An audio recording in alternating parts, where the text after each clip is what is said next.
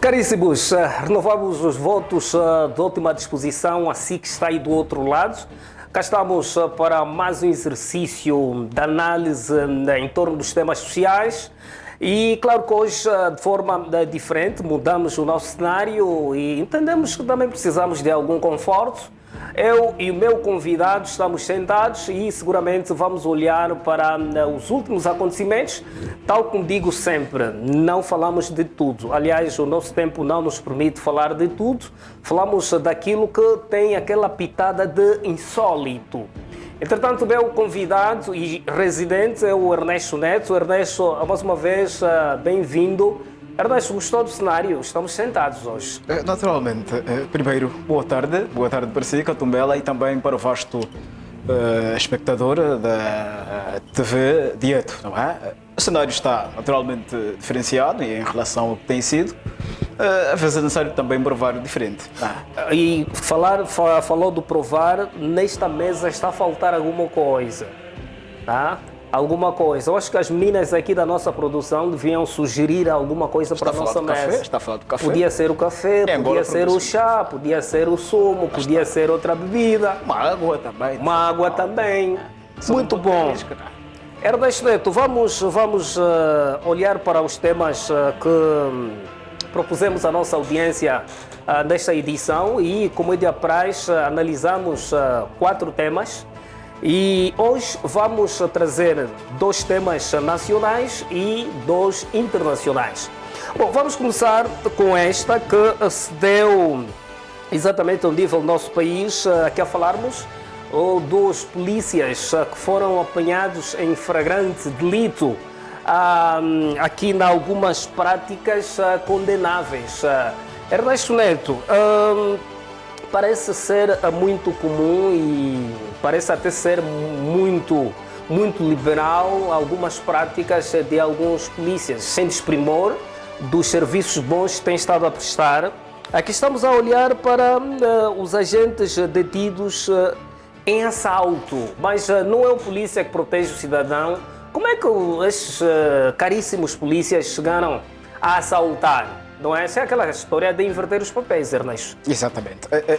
Naturalmente vê-se uma inversão de papéis, não é?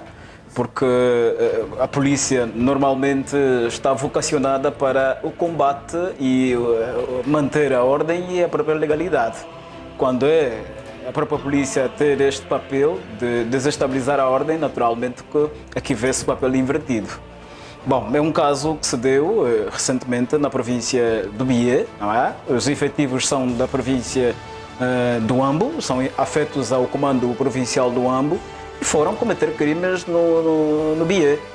Mas a questão que se coloca, estavam uniformizados como polícias, à paisana, fazendo-se passar de cidadãos comuns. Como é que isto aconteceu, Ernesto? Obviamente, eles estavam naturalmente uniformizados, até porque é com este fardamento que eles conseguem certamente cometer com grande facilidade, não é? Estavam armados, mas é para cometer assaltos.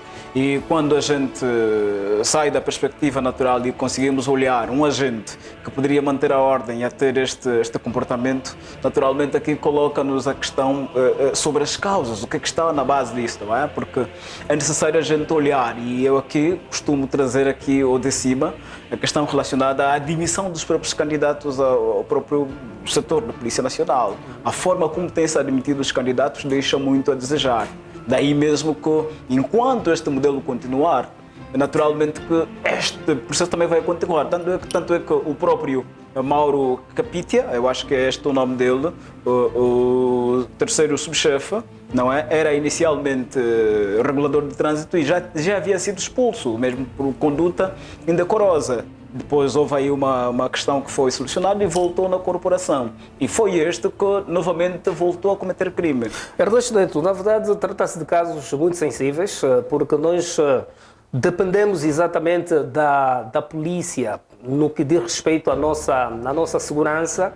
E se forem eles a assaltarem-nos, então a coisa começa a tomar rumos, uma perspectiva completamente indesejável. Insólita. Mas dizer que estes chegaram a esta aparição pública porque se calhar houve uma denúncia, mas cá entre nós, mesmo ao nível aqui de alguns becos, sobretudo na via pública, parece que aqui um modelo de assaltos acontece. É frequente vermos o cidadão pegar na mão de um polícia e colocar alguma coisa. Será que a mesma sua saudação tem passado também alguns trocados passa, ali? naturalmente que passa, e os motoristas o sabem muito bem, né? Os taxistas, principalmente, eles conhecem bem esse lado. Bom, mas essa é uma outra perspectiva, não é? Nós estamos aqui a olhar mesmo para a tendência de cometer crimes, pois esses foram mesmo pegados em flagrante. O Ernesto está a dizer que esta passagem de dinheiros numa perspectiva de saudação não deixa de ser crime, é mínimo isto? Não deixa de ser crime, esta é uma outra questão. Comparando com esta que aconteceu com esses 4 efetivos, é diferente, não é? Porque aqui estamos a falar da corrupção, não é? Aqui perante esta situação em que alguém cometeu um dado crime, por exemplo, uma dada situação, digamos, anormal e suborna, naturalmente que isso aqui é diferente de alguém que vai cometer crime, vai aproveitar a posição em que ele ocupa e depois então, se calhar pegar uma pistola, apontar a alguém. E Ernesto, o cidadão está cada vez mais revoltado com práticas de meliantes. Imagina que soltem-se contra os polícias e são queimados, como fazem com os outros assaltantes. Eu acho que essa coisa não fica nada bem na figura. Não sai bem na fotografia, naturalmente. Muito bom. É por isso mesmo que a questão da ética e deontologia profissional por parte dos efetivos da Polícia Nacional devem ser bem contemplados. Não é? Todo indivíduo que pudesse fazer parte da corporação devia certamente ter uma conduta, digamos, aceitável e não colocar meliantes dentro da corporação. Isso sim é reprovável em todos os níveis. Muito bom. Ernesto Neto, nós estamos aqui para emitir a nossa opinião através desta análise que fazemos com uma pitadazinha de brincadeira, mas atenção, nós estamos aqui a abordar questões muito sérias. Vamos continuar.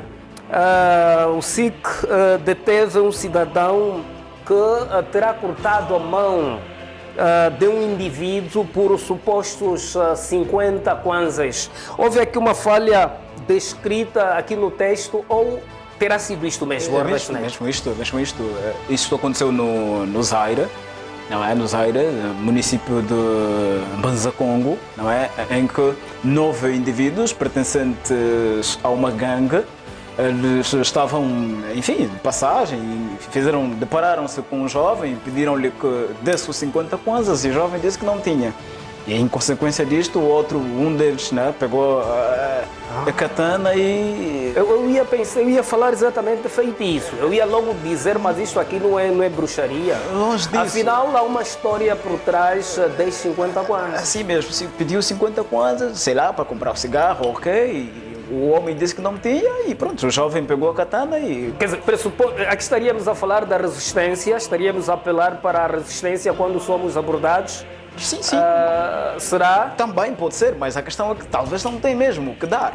E o humilhante está-te a pedir. Será que o motivo do corte da mão terá sido mesmo os 50 kwanzas? Sim. Ou essa questão de que houve uma resistência? De início nós temos essa informação adiantada. E até porque as pessoas, os jovens, é um jovem de 22 anos e normalmente quando estes partem para estas atitudes, essas ações, estão sempre sob efeito de alguma coisa.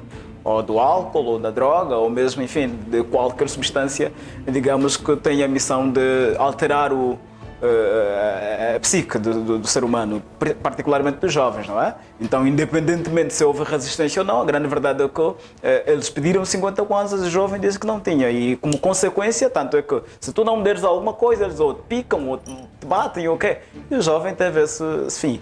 Efetivamente, as forças de polícia de segurança já estão atrás dos meliantes. Este mesmo jovem de 22 anos já foi detido, tal como tu leu aí na introdução, e os outros 8 estão foragidos, mas as diligências continuam para que se possa certamente encontrar esses indivíduos no curto espaço de tempo. E qual é o seu ponto de vista diante desta atitude? Então, quando assim ocorre, naturalmente que há uma guerra social, não é? Não há paz, há uma guerra e principalmente dentro daquilo que é a sociedade, particularmente nós, indefesos, que não temos, digamos, se calhar a força de contrapor estas situações. Quando somos apanhados, naturalmente que a gente se sente entregues aos bichos, não é?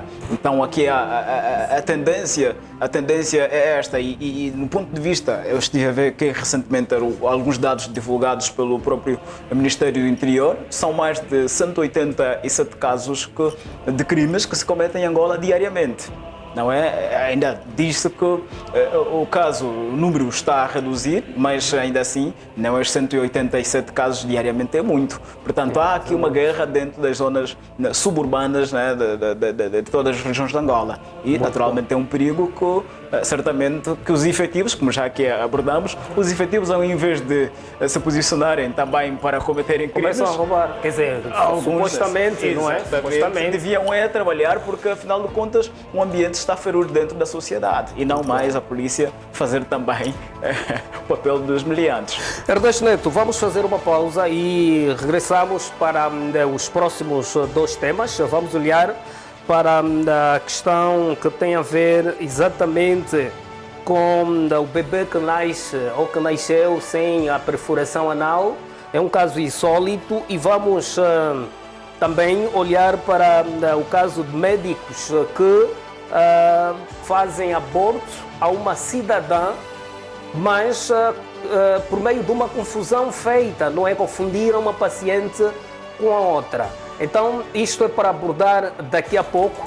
Assim que está aí do outro lado, já sabe que deve continuar conosco, deve permanecer aqui neste vídeo, que ainda temos estes dois temas por abordar e seguramente aqui neste intervalo vai conhecer um pouco daquilo que oferecemos aqui ao nível da nossa TV Direto. Até já. Viva! Estamos de volta para a segunda e última parte do seu programa Outro Ângulo. Esta que é a nossa proposta no que diz respeito à análise de fenómenos sociais. E hoje, como fazemos noutras edições, escolhemos 4 temas e claro que já falamos dos dois, agora vamos olhar para outros dois. Antes do intervalo fiz menção de que os dois temas seriam do âmbito internacional, mas afinal de contas um dos temas aconteceu exatamente na província do Mochico. Trata-se... É Mochico, estou certo? Trata-se do bebê que nasceu sem a perfuração anal. Bom, isto é preocupante. Sabe que aquele orifício ele facilita desde a tenra idade o evacuar secreções e tudo mais. E quando uma criança nasce sem este orifício, acaba por despertar uma enorme preocupação. Mas diga lá, Ernesto Neto, qual é a análise que podemos fazer em torno deste fenómeno? Exatamente. Olha, a questão da má formação congénita é um dos problemas que o mundo da saúde atualmente debate-se com ela, não é? Porque nós, primeiro é dizer que a má formação congénita não é mais senão a alteração do embrião ou mesmo do feto, que vai naturalmente criar a normalidade naquilo que é a formatação do ser humano, não é? E tem causas isso.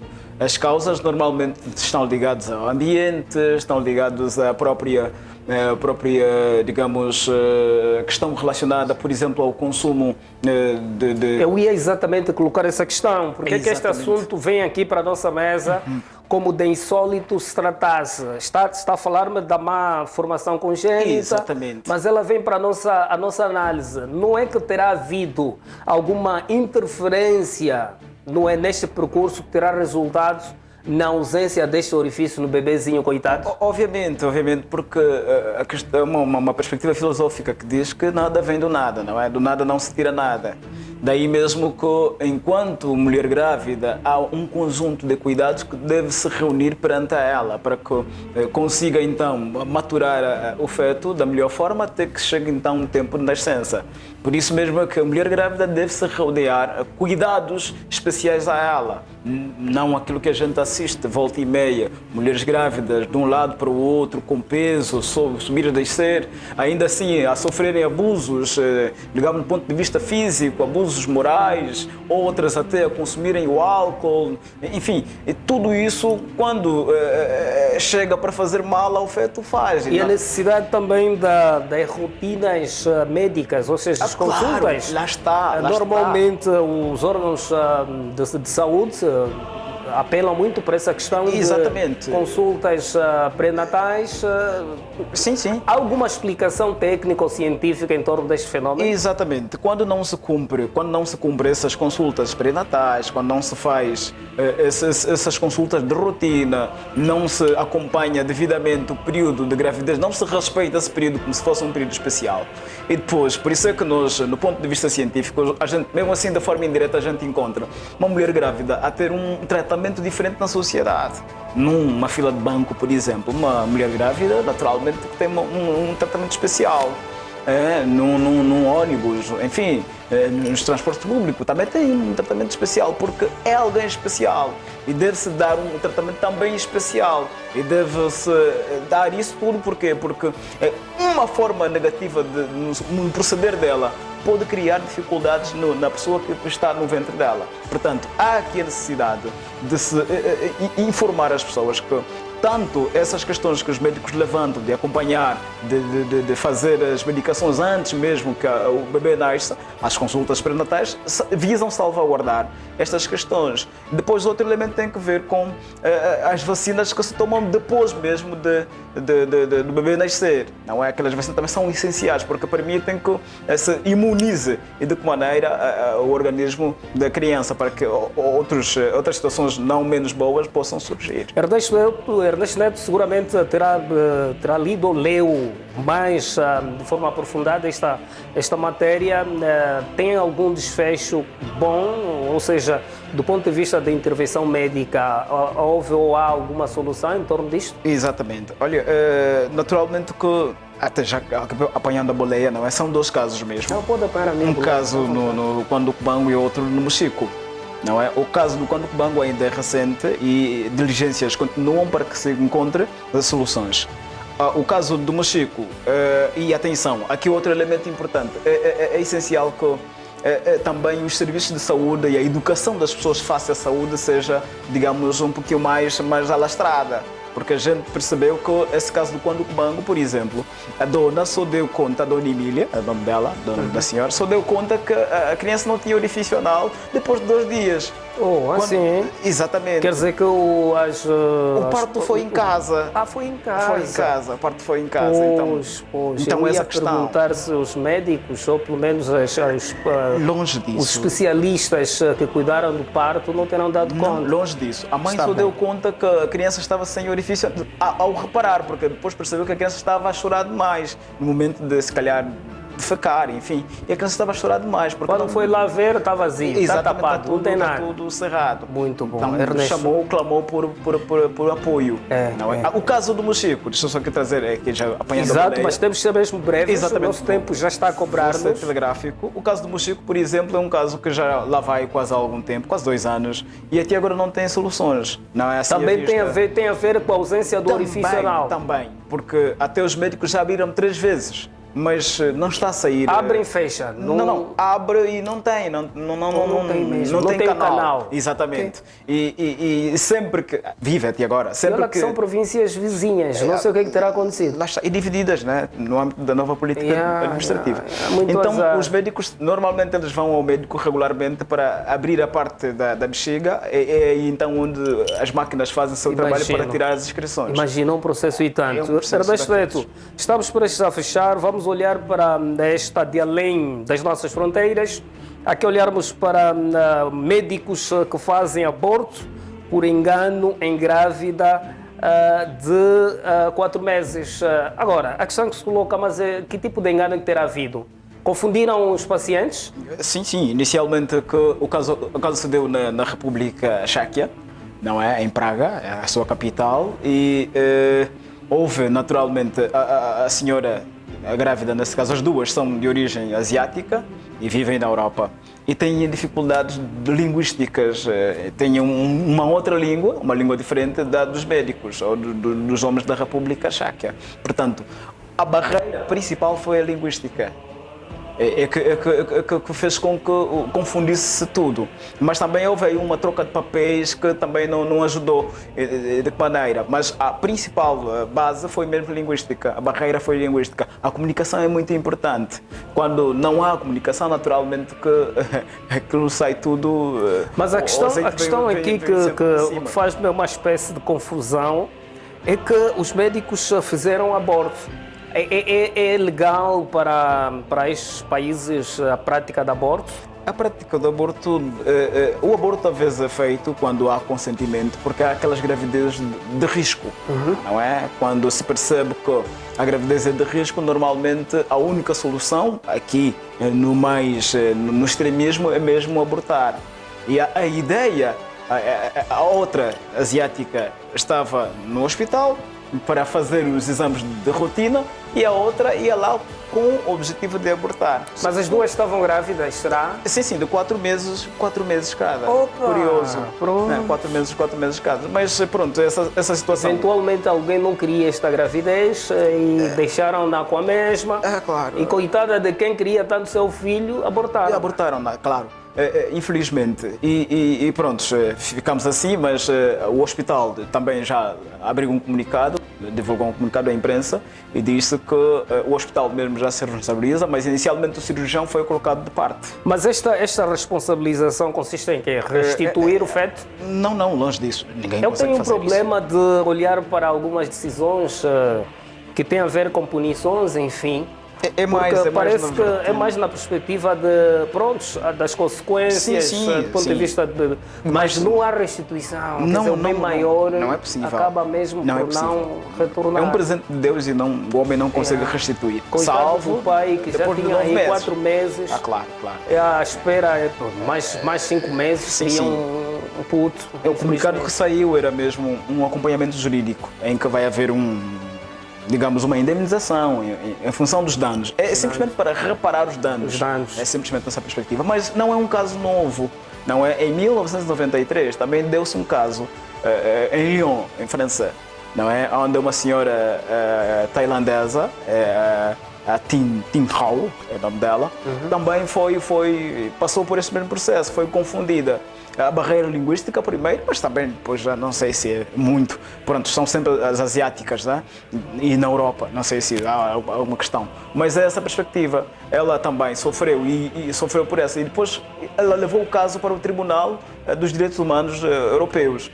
E depois de mais algum tempo, em 2003, foi julgado inconstitucional. Disseram que não, é um erro normal, é um homem e ninguém de livre e espontânea vontade sai do seu serviço, da sua casa, naturalmente, para o serviço, para cometer tal situação. Então, depois em 2003, o tribunal deu o resultado, enfim, disse que não, é uma atitude, digamos, profissional, é humano, errou e vamos, enfim. Certo.